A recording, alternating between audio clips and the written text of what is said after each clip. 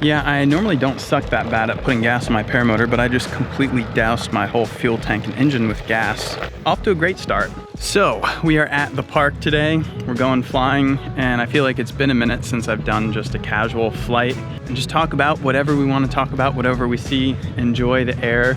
It's a beautiful, like 90 degrees today. For spring, it's hot. The winds are somewhat calm, but it's just a beautiful day. As always, check out tuckergott.com for Risky Biscuits co-merch and any ozone, wings, reserves, harness needs. Hit me up, info@tuckergott.com.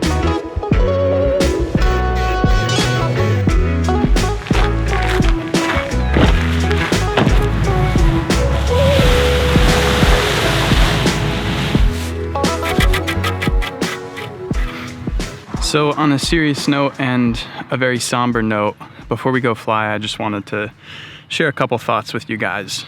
The past couple weeks have been really rough.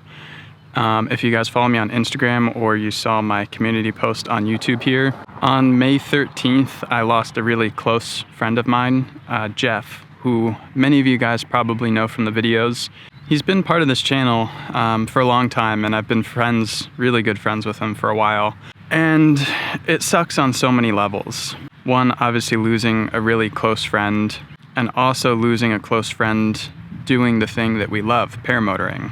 Jeff had an accident that morning, and he didn't make it. And I took a whole week off of making YouTube videos and just focused on that for a little while. I mean, I want to give you guys a thank you. I made that post on Instagram and on YouTube, and I've been getting a lot of really kind words from you guys and the whole community as a whole. I appreciate all of your guys' support. But what I wanted to get to was I've obviously gotten a lot of questions from people asking what exactly happened. And the truth of the matter is, still right now, we're not really sure. He wasn't rolling a GoPro. We haven't gotten any legit GPS data, and there were no witnesses. We have a couple theories of what happened, but I don't want to speak or make any assumptions until we investigate as thoroughly as we can. And it's going to take time. Figuring out what happened is second priority to everything else, mourning his loss and remembering him and everything. But I do think Jeff would want this, and I would want it if anything ever happened to me. I would want people to figure out what went wrong and learn any lessons and hopefully provide value to the community. So that investigation stuff is basically underway.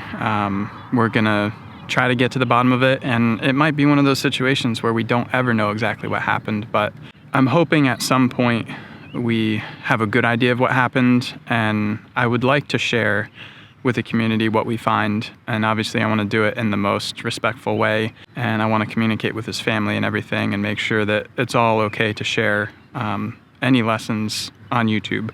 Something like this has a big impact, and I've never had anything like this ever happen in my life. And I'm sure it's going to change things, but it's not going to ever make me want to stop flying.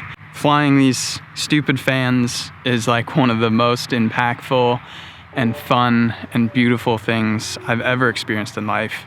And despite the dark moments like this, nothing's going to stop me from having as much fun as possible. Obviously, as always, doing it as safely as possible. But yeah, I'm gonna go out and have some fun tonight and remember my good buddy Jeff.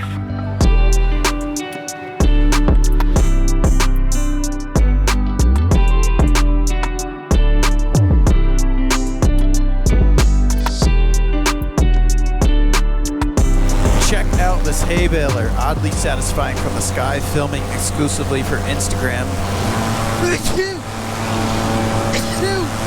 Wow, allergies. The sweeping panorama. Oh, hot air balloon. First things first, we gotta go chase that hot air balloon. This balloon is hauling ass over the hill. Come on, buddy, slow down.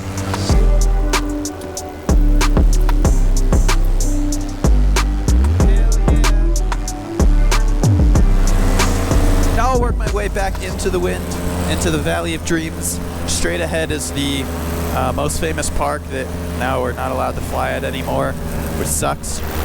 But as we descend into the valley, the first thing I wanted to talk about was this video that just came out the other day of a paramotor pilot whose paramotor caught on fire.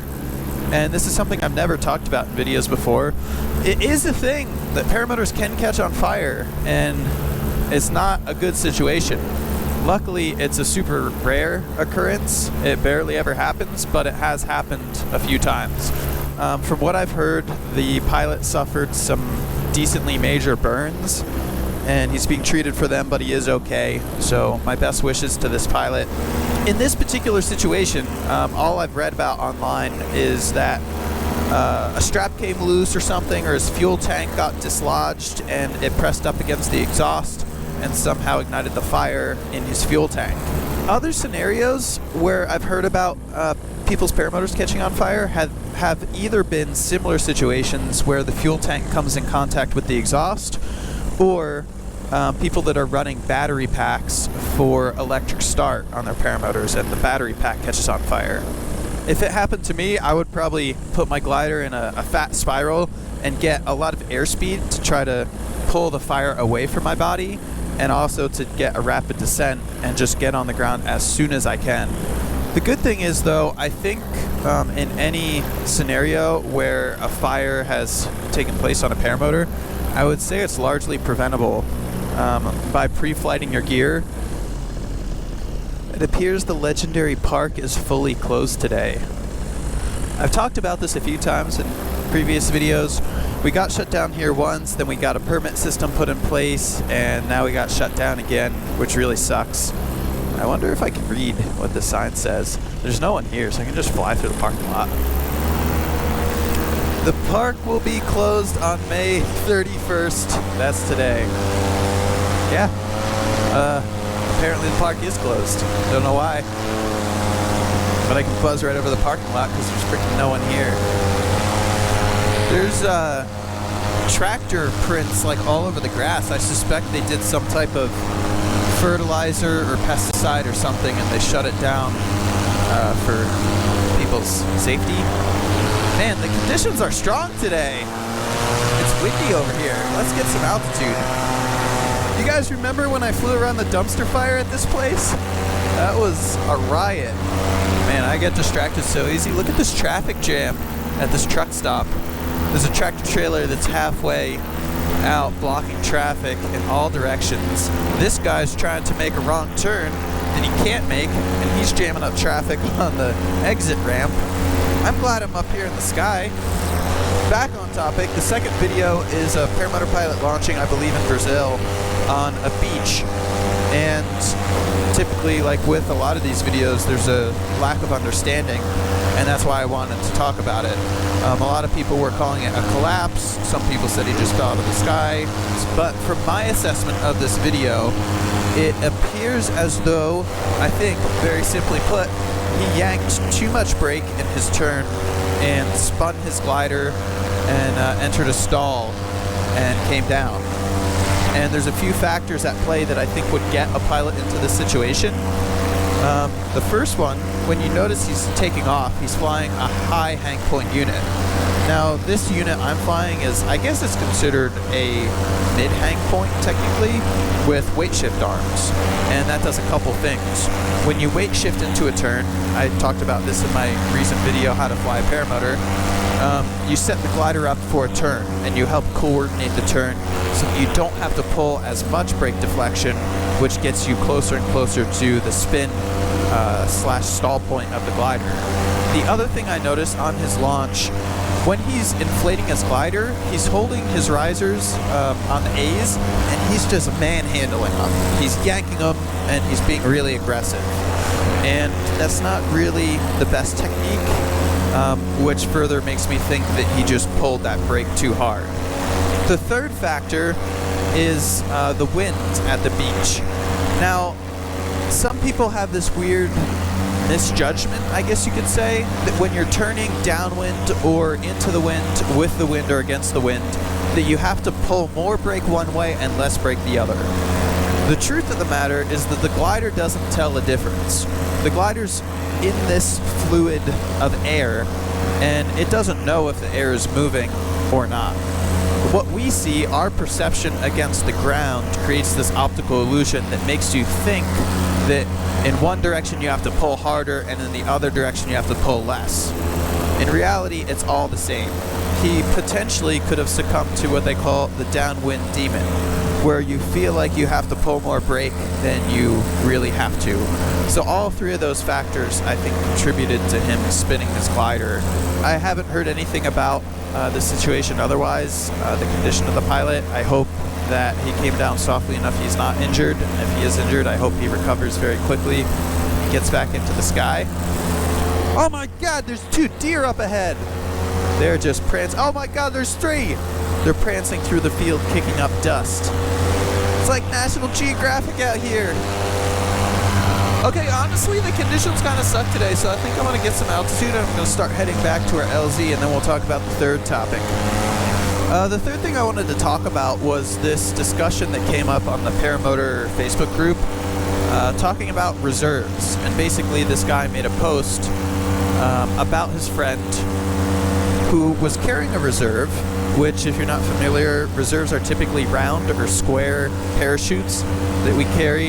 You have to manually throw them out into the wind if something malfunctions catastrophically with your main glider.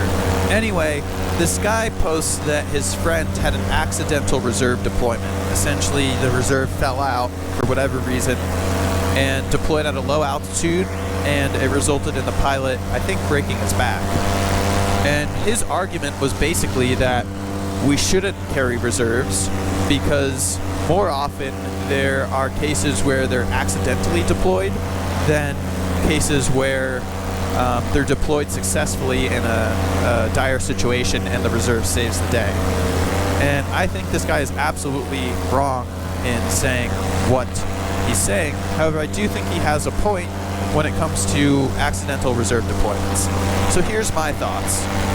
I carry a reserve 99.9% of the time.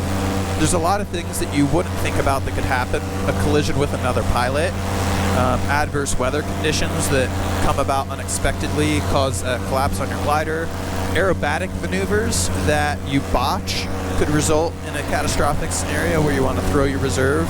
Therefore, I want to fly with one, and if I decide not to fly with one, then I want to keep all those factors in mind and mitigate my risk accordingly, knowing I don't have a second chance.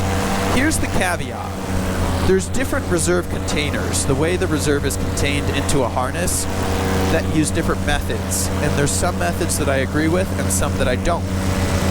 The methods that I don't agree with are reserve containers that utilize 1-inch closing pins.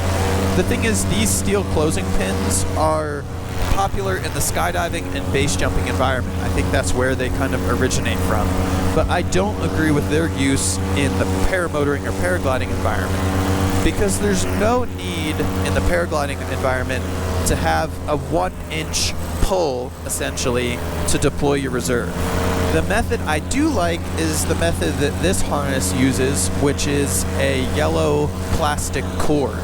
And that plastic cord is about 4 or 5 inches. So what that means is when you grab the handle and you pull it, you have to pull it about 4 or 5 inches to release your reserve, as opposed to 1 inch.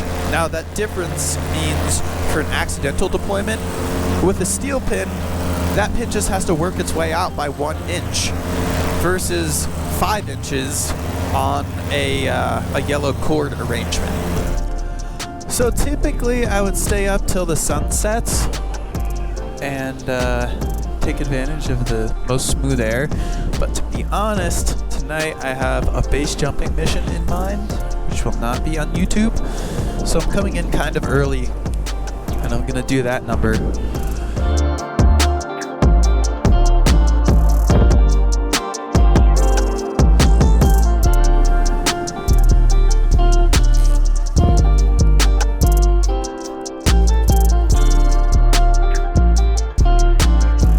Alrighty, safely back on Mother Earth, just packing up my gear. Now that spring has sprung, I'm looking forward to tons of flying videos like this, and I hope you guys enjoyed this one. If you did, drop a like. As always, check out the Risky Business Co merch, tuckergott.com. There's a fast airplane flying overhead. Hope you guys have a wonderful weekend, whatever the case may be. And till the next episode, have fun, fly safe, peace.